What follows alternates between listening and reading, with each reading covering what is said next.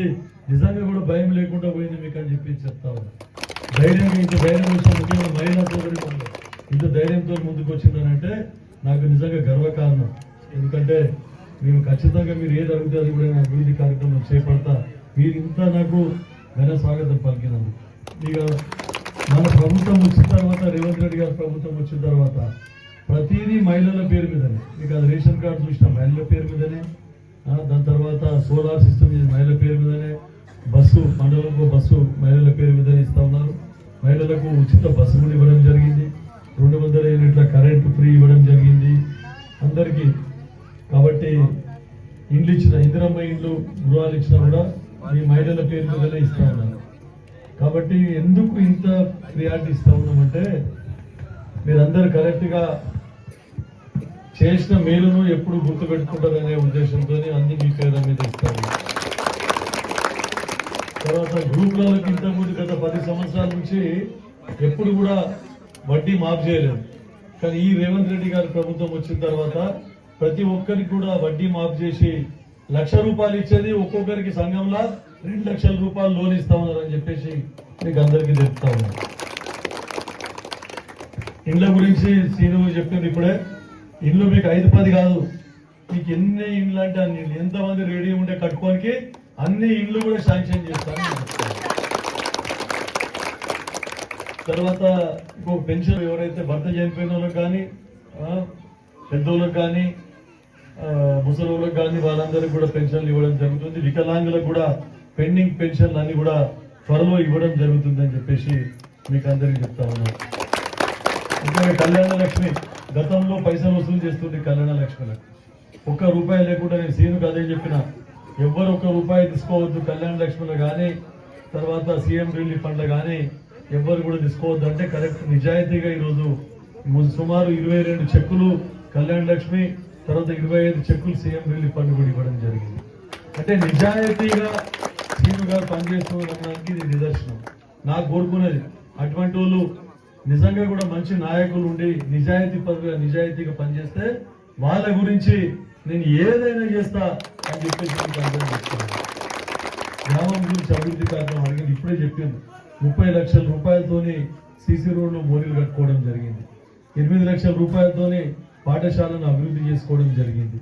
తర్వాత ఇంకా ఎన్నో 65 లక్షల రూపాయలు సపరేట్ వాళ్ళు చెప్పింది కరెంట్ డిపార్ట్మెంట్. ఏ ఎమ్మెల్యే కూడా తీసుకురాలేదు సార్, మీరే తెచ్చిండ్రు అని.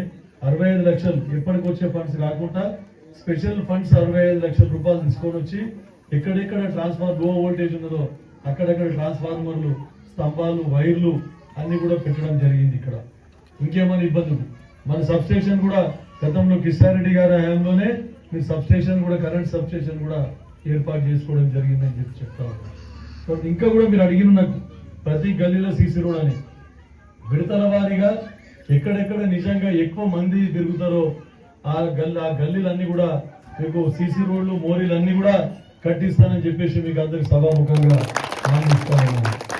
తర్వాత హైమాక్స్ లైట్లు అడిగింది. హైమాక్స్ లైట్ ఒకటి ఉన్నది, ఒకటే పడ్డది. మరి ఇంకా ఎక్కడ ఏర్పాటు చేసుకుంటారో దాన్ని రిపేర్ చేపించుకోండి.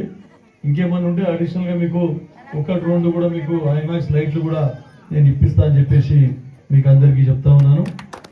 ఇంకా పోచమ్మ గుడి గురించి పెట్టిండ్రు.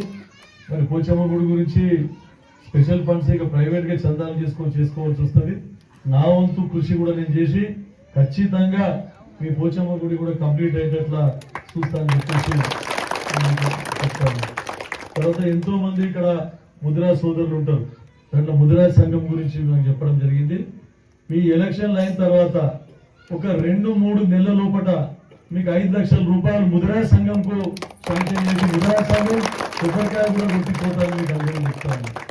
తర్వాత కుర్మ సోదరులు కూడా అప్పుడు వచ్చినప్పుడు కుర్మ సోదరులు నాకు అడిగిన ఎలక్షన్లో, కుర్మ సోదరు సార్ మాకు కూడా కమ్యూనిటీ హాల్ కావాలని, ఖచ్చితంగా వాళ్ళకు కూడా చూసి మనము కమ్యూనిటీ హాల్ గురించి కూడా వాళ్ళకు కూడా శాంక్షన్ చేస్తామని కూడా మీకు అందరికీ సభాముఖంగా చెప్తాను.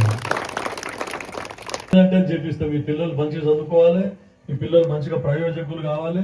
స్కూల్ గురించి ఊర్లో ఎక్కడైనా ఒక రూమ్ తీసుకొని ఉంటామంటే ఒక లైబ్రరీ కూడా పెట్టిస్తాం. మీ పిల్లలు చదువుకోనికి రీడింగ్ రూమ్, ఒక లైబ్రరీ కూడా పెట్టిస్తా అని చెప్పేసి మీకు అందరికీ చెప్తా ఉన్నాను. నాకు పైకి గుట్ట మీదకి తీసుకొని పోయినారు, అది మాణిక్యప్రభు గుడి అనుకుంటా. మాణిక్యప్రభు గుడి ఆ రోజు అడిగిన మంచి గుర్తున్నది నాకు. ఆ రోజు టైం లేదంటే కూడా మీరు ఫోటోలు దిగుతామంటే కూడా ఫోటోలు దిగకుండా అర్జెంట్ అని వెళ్ళిపోయినా, ఆ రోజు గుడికి కూడా పోయినా, పైకి తీసుకొని పోయినా, మంచి దర్శనం చేయించారు. ఆ రోజు అడిగిన నాకు, సార్ ఈ గుడికి ఒక సీసీ రోడ్ కావాలని అడిగారు.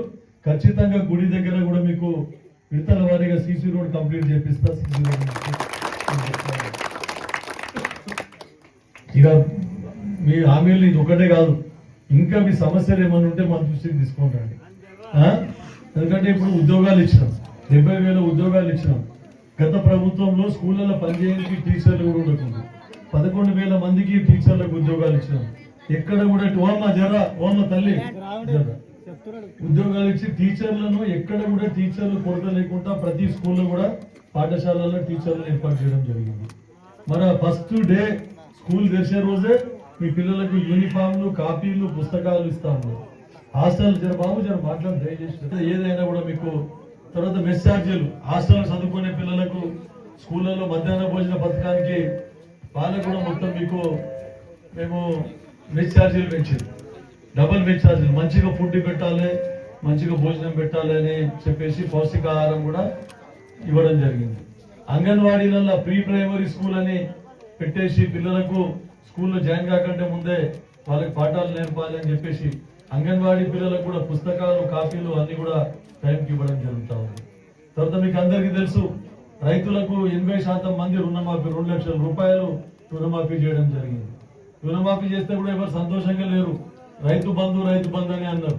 రైతు భరోసా ఎకరాకు 6,000 రూపాయల కాడికి వ్యవసాయం చేసుకొని వ్యవసాయ పెట్టుబడి కింద కూడా మీకు అందరికి కూడా ఇవ్వడం జరిగింది.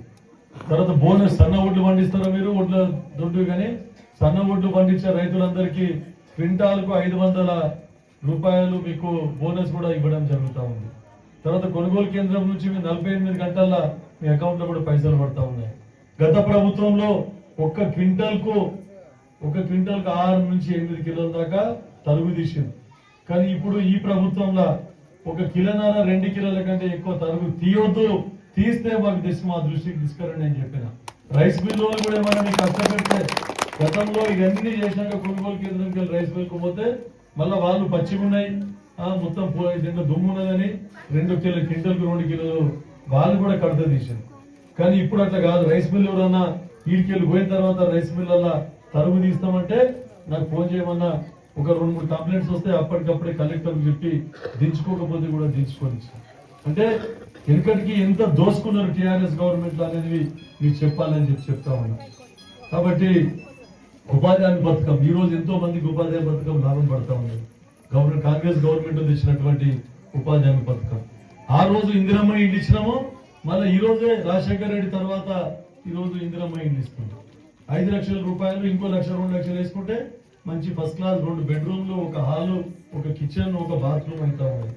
కాబట్టి ఇటువంటి అవకాశం మళ్ళీ రాదు. ఎంత మంది ముందుకు వస్తే అంత మందికి ఇల్లు ఇస్తా అని చెప్పేసి మీకు అందరికి చెప్తా ఉన్నా. అందరూ ముందుకు రాదు. ఇక నాకు రాక కొంతమంది చెప్పారు, సార్ మాకు మీటింగ్లకు రాణిస్తలేరు, ఇళ్ళకి వెళ్ళి రాణిస్తలేరు సార్, బయట తిరిగితే ఫోన్ చేస్తున్నారని చెప్పేసి. ఇప్పుడు అటువంటి మనకు అవసరం లేదు. ఏ దౌర్జన్యం కూడా మనకు ఎవరు భయపడవలసిన అవసరం లేదు. నేను మీకు అండగా ఉంటా అని చెప్పేసి మీకు అందరూ చెప్తాను. ధైర్యంతో ముందుకండి. మీరు ఏం అడగదలుచున్నారో అడగండి. మీరు ఏం నా తప్పులుంటే నాకు కూడా తిట్టుండి సార్ మీరు తప్పు చేస్తున్నారని చెప్పు, నిలదీయన్నాను. నేను తప్పు చేస్తే నేను కూడా సరిదిద్దుకుంటా. కానీ ఇట్లా ఎవరికి తాటకులు సపోర్టు దౌర్జన్యం చేస్తే మీరు భయపడకండి.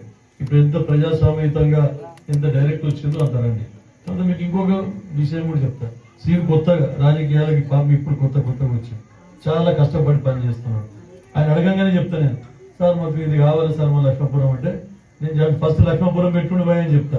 ఎందుకంటే కష్టపడి ముందుకు వచ్చి ప్రతి గ్రామం ఆయన సొంతం ఏం అడగలేదు. సార్ నాకు ఇది సీసీ రోడ్ అయ్యో, నాకు ఇది ఏది అడగలేదు. సార్ మాకు ఇవి పెన్షన్లు కావాలి, మాకు ఇల్లు కావాలి సార్, మాకు ఇది ఊరికి ఇది కావాలి సార్, కరెంటు పోతున్నది, లో వోల్టేజ్ ఉన్నది సార్, ఇవన్నీ చెప్పి అన్ని ముందరికి తీసుకొని వస్తా ఉన్నాడు. కాబట్టి కష్టపడ్డ కంటే నేను ఇప్పుడు కూడా నేను ఎన్నికకు పోను. ఫస్ట్ వాళ్ళకి అందరికంటే ఎక్కిస్తా. కాబట్టి శ్రీనుకు అదే చెప్తా ఉంది, నేను ముందుకు వస్తాను. యువకుడు ఆశీర్వదించండి. అందరూ చూసిండ్రు, మీరు ఇంతకు ముందు ఎమ్మెల్యేలను చూసిండ్రు, సంజయ్ రెడ్డిని చూసిండ్రు, ఇప్పుడు ఇంతకు ముందు సర్పంచ్లను చూసిండ్రు, ఇప్పుడు కొత్తగా ఇంకో వ్యత్యాసం తెలుసు. ఒకరికి కొత్తోళ్ళకు అవకాశం ఇచ్చిన దాకా వాళ్ళు ఎటువంటి వాళ్ళు మనిషి అనేది తెలియదు. కాబట్టి ఒకసారి ఆయనకు సీనుకు ఒకసారి అవకాశం ఇచ్చి సర్పంచ్ గా ఉంగరం గుర్తు కొట్టేసి గెలిపియాలని చెప్పేసి మీకు అందరికి కోరుకుంటున్నా.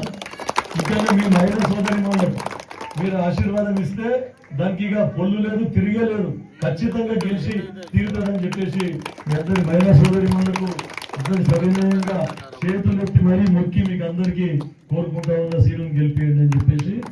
సీనుతో పాటు మీ అందరు ఇంకా 10 మంది వార్డు మెంబర్లు ఉన్నారు. 10 మంది వార్డు మెంబర్లలో ఒక్కరు కూడా ఓడిపోకూడదు. ప్రతి ఒక్క వార్డు మెంబరు సర్పంచ్ ఒకటి గెలుస్తుంది కాదు, ప్రతి ఒక్క వార్డు మెంబర్లు కూడా మీరు ఖచ్చితంగా 10కి 10 మంది కూడా గెలిపియాలని చెప్పేసి మీకు అందరికీ కోరుకుంటూ సెలవు తీసుకుంటారు.